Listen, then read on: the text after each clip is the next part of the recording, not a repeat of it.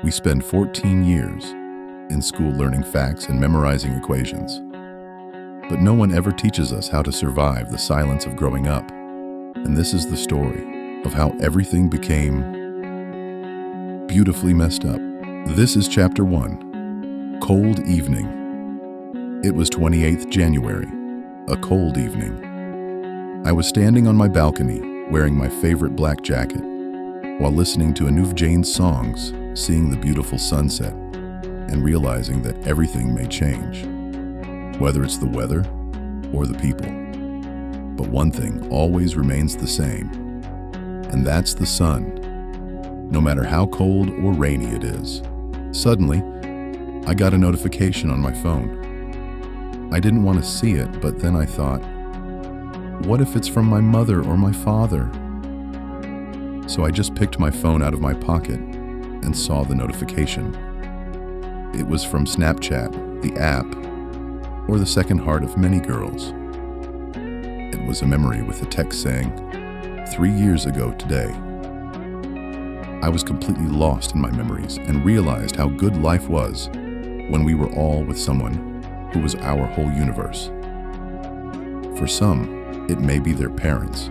For others, it may be friends. And for some, it may be their better halves. In that memory, I was seeing the happiest version of me smiling, without hiding any pain behind it. His eyes were not carrying any red color in them. I still remember it all started after coronavirus. I was in 8th standard. I was quite weak in studies, so I used to go to tuition with my only best friend Nishant, who was always with me when I was getting bored in school lecture, while bunking the class, or while doing anything which we should not do. So we were just talking to each other until the 5'3" teacher arrived. He started teaching science, and we started getting bored. We were sitting on the very first bench of the class. Suddenly I saw at the door from which a girl came in the class.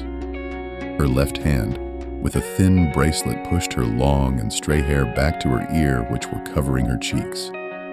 Her eyes, with brown color in it, got my attention. I still remember that very first eye contact with her, which lasted for 30 seconds, which was really very less time to know someone. But it was more than enough to fall in love with someone.